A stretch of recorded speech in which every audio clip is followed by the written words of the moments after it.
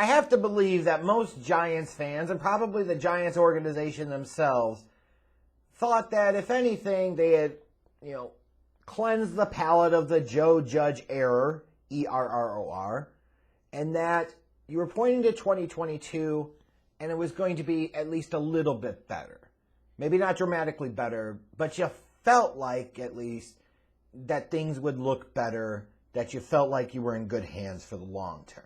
With the hiring of Joe Schoen away from the Buffalo Bills to be your new general manager, editing the Dave Gettleman error, again, ERROR, and most importantly, the hiring of Brian Daboll as the new head coach. Like, you saw the work that he did the past couple of years with Josh Allen in Buffalo, and whether you were a big believer in Danny Dimes or not, you say, hey, maybe he could get more out of Danny Dimes, or if this team ends up getting a young quarterback, a different one, he's going to be the guy that could work with him. So probably just on that alone, you anticipate a more competent general manager, a way more competent head coach. There was going to be some progress here. And then maybe also a little bit of a hope that Saquon Barkley and Vanilla Vic were going to enter their contract years, and maybe, because you didn't pick up the fifth-year option on Daniel Jones, like maybe these guys would ball out a little, and the franchise could reap some of those benefits in year one of Daboll. And, now you got some tough decisions to make in the future, but you look at Barkley, he would stay healthy in a contract year. Danny Dimes would play better in a contract year. Maybe you felt a little better.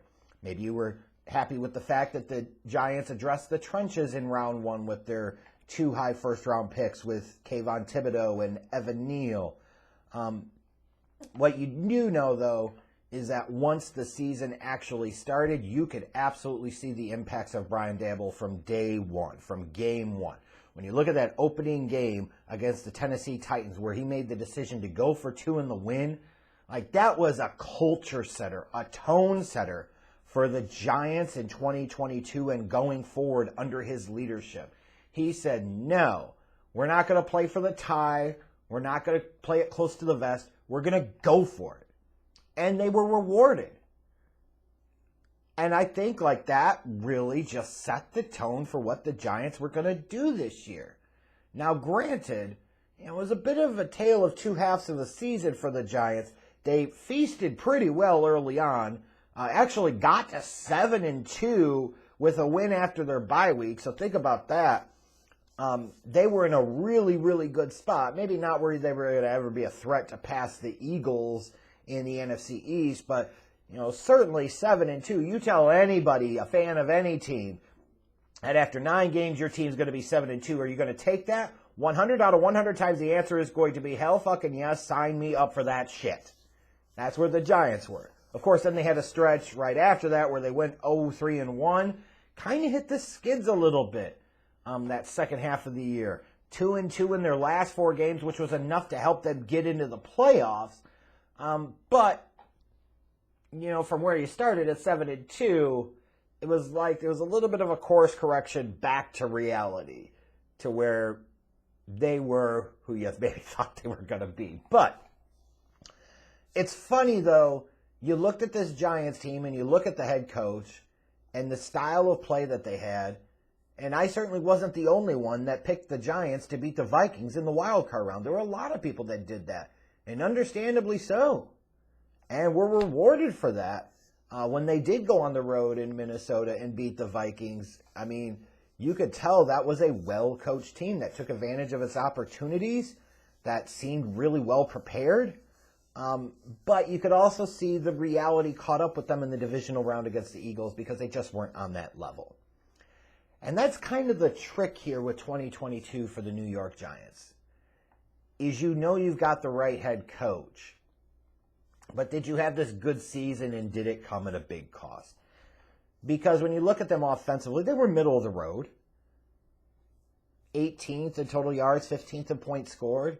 Vanilla Vic had 700 rushing yards, yes, but still only threw for 3,200 passing yards, 15 touchdowns through the air. The passing game was still a problem. Some of that certainly was the fact that he lacked weapons to throw to in the passing game. Like, you trade away Kadarius Toney, who had been a disaster up to that point to the Chiefs, just so he could go win a Super Bowl there. You let Evan Ingram leave via free agency. Like, it wasn't the best spot to put a still pretty young quarterback at Danny Dimes in. You have to acknowledge that. But it's not like you say this big, overwhelming franchise quarterback level of talent either. Saquon Barkley stayed healthy and had a good season, but let's not overblow it like it was some tremendous, phenomenal season. It was just a really good, healthy season. He went over 1,300 yards, but he barely averaged 4.5 yards a carry. So it wasn't special or anything. Their defense, 25th in total yards allowed, 17th in points. So again, you kind of look at them and you say, they've got a lot of work to do. So it's interesting for this team. You go into this offseason, there are a lot of questions here for a team that had just posted a winning record and won a playoff game on the road. They've got almost $50 million in cap space, but you've got major questions around what you do with Daniel Jones and Saquon Barkley. Now, my assumption right now is that they're going to end up keeping both of them. But the question is, how much do you tie up into Saquon Barkley? I think that's the less important conversation, frankly, because even if you said you're going to give him like a 4-year, $64 million deal and maybe $48 million of that is guaranteed, you might say, ooh, why are you paying a running back big money in the modern NFL? I get that and understand it, but I also can see Saquon Barkley's value and importance to the Giants offense. The much bigger problem, the much bigger question is, do you really want to invest $40+ million a year for several years into Daniel Damn Jones? Danny Dimes? Like apparently his cap's floating out there $45+ million a year. Hey, get yours, brother. Get whatever you can freaking get. And, the Giants may be just deciding whether or not they're going to put the franchise tag on him. I don't really know at the time of this recording. But here is where you can get that false sense of security from that 2022 season if you're the Giants. You have to be really, really careful. Because based off of what you saw, what is their ceiling? Their ceiling, as currently constructed, does not feel like a Super Bowl team. And while that is not exclusively on Danny Dimes, he is a part of the equation as to why they don't add up to being a real Super Bowl contender.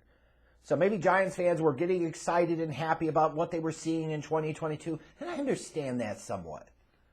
But then when you also take a step back from the emotion of the moment and you look at the bigger picture, you could say, oh shit, maybe this wasn't the best thing for the team long term, because if you're going to be tying yourself to Daniel Jones for the next 3 to 4 years at a price tag of $40 million plus, is that a place you really want to be? Are you capping your upside? Are you basically making the statement of 2022 is about the best you can ever expect from us? Because I think, in my opinion, if you are investing that much into Daniel Jones, that is basically what you're saying. Sure, Daniel Jones had the best season of his career, but he was more noteworthy as a runner than he was as a thrower. And that was his 4th year in the league. I'm saying that to say Giants fans should be a little cautious and getting too optimistic here about their path forward in 2023. And I think a lot of them probably sense that, right? Is they know this is not a contending team as currently constructed. And while you look at all that cap space, you say, man, that's great. You know that's probably a good portion of that's going to go into keeping Jones and Barkley. And then where the hell do you go from there? So enjoy 2022 for what it was, but also understand it could have some potentially negative repercussions and impacts because this team will kind of almost run it back in a way, and that's not going to work out very well for them.